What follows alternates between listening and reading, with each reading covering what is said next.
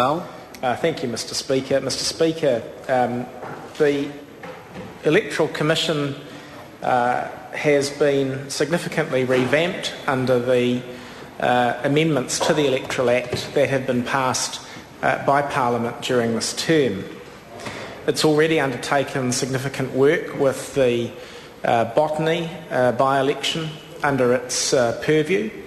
It now has the carriage of the administrative arrangements for the Te Tai Tukarau by-election and the general election which is to come before the end of the year. And then it will take on further functions, including the work that's currently discharged by the Electoral Enrolment Centre when it takes those functions under the legislation. So the legislation provides for 3 commissioners, but only 2 are currently in office.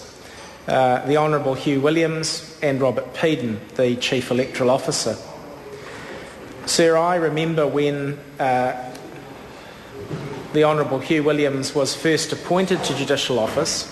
That was back in 1989. I was the law clerk to the Chief Justice at the time, and I had to help write the notes for the speech that the Chief Justice gave at the swearing-in of the Honourable Hugh Williams as a Master of the High Court, as he then was.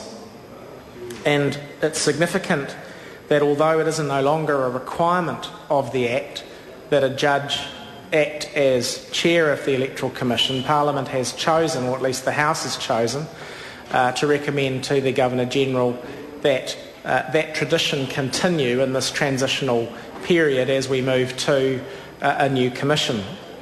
And it's also significant, I think, just to note, because it'll relate to a couple of comments that I'm going to make in conclusion, that the Honourable Hugh Williams not only has judicial experience and therefore, as we would all hope, bringing an impartial approach to the very important position of Chair of the Electoral Commission, he has significant governance experience in his own right.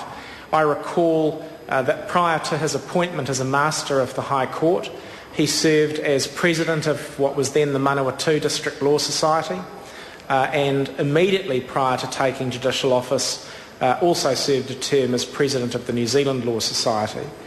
After the Honourable Hugh Williams was appointed a full Judge of the High Court, he also served, I think, a 6-year term as Chancellor of the Massey University Council. So in that role, or in those roles, he has learnt at the coalface, if you like, what it is like to have to govern an organisation. And so I think what we're seeing here, what I hope we're seeing here, is a transition from the tradition of having to have judges sitting as the head of the body that runs elections and matters associated with elections, to recognising that actually, while you need the impartial people on the Commission, it is actually vital to have people with governance experience, particularly given the expansion of the role of the Commission, the merging of the 3 electoral agencies that the House has determined ought to occur. The other current Commissioner, as I mentioned, is Robert Peden, the Chief Electoral Officer. Mr Peden, I believe, was formerly the Chief Legal Advisor to the Electoral Commission prior to taking on the role as Chief Electoral Officer, and I don't think there'd be anybody in the House who would question Mr Peden's commitment to independence or to fearlessly policing the rigours of the electoral law as it's been enacted.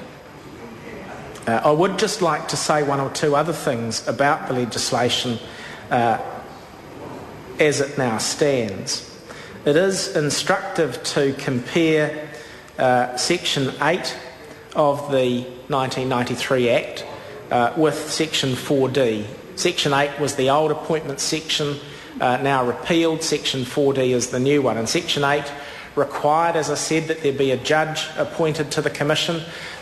Could be a judge at various levels of the system, but it was almost invariably a High Court judge. The appointment had to occur from, if a High Court judge 3 candidates offered by the head of bench, the Chief Justice, for that purpose. And so Parliament was very restricted in its choices as to who might head the Commission. The Secretary of Justice sat as of right on the Commission, so did a judge of the Māori Land Court. All those requirements have been swept aside, and now there's just the requirement that there be the 3 commissioners. And Sarah, I think that is an important step forward, as I say, given the expansion of the roles of the electoral agencies and given the independence, but also the governance expertise that we're going to have to expect of them.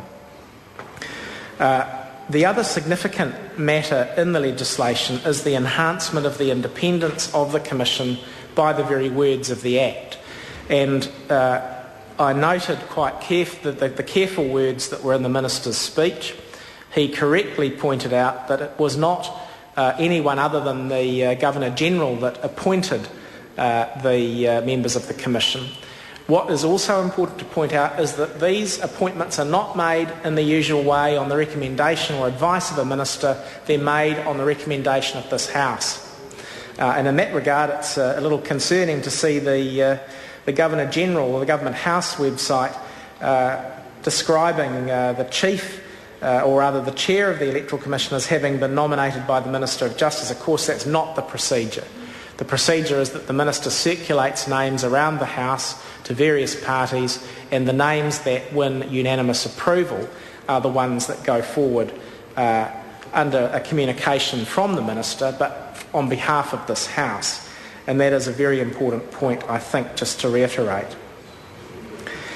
So, Sir, we come to the business of the motion, the proposal to finally appoint a 3rd member of the Commission and bring it to full strength, not something that could happen too soon given the workload that I've mentioned and given the functions and tasks that the agency will have to fulfil over the coming months. I am aware that there was another candidate who met the approval of parties around the House and who might have been appointed to fill the Deputy Chair's position and thereby bring the Commission to full strength. But that person, although eminently qualified, has elected to perform paid work for the Commission in its education campaign around the referendum, which is to occur at the end of the year. And so that person's skills are being utilised by the Commission, but not in a governance role. It's clear from Susan Hurria's curriculum vitae that she has significant governance skills.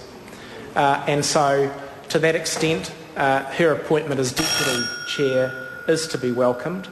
The only note of caution that I would sound on behalf of the opposition is that while Ms Hurria has a very impressive CV with respect to her, the danger, as often occurs with people who are busy directors, is she may have too much on.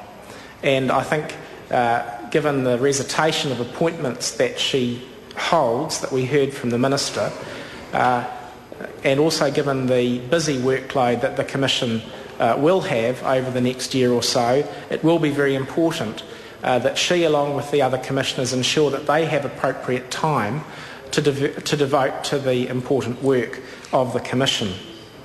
Having said that, I'm glad to see that the Commission is now at full strength. It is appropriate given the tasks that lie ahead. I wish Ms Hurria and the other members of the Commission well in the tasks that lie ahead of them, and I'm delighted to indicate and to confirm that the Labour opposition will support this appointment. Mr. Speaker, I think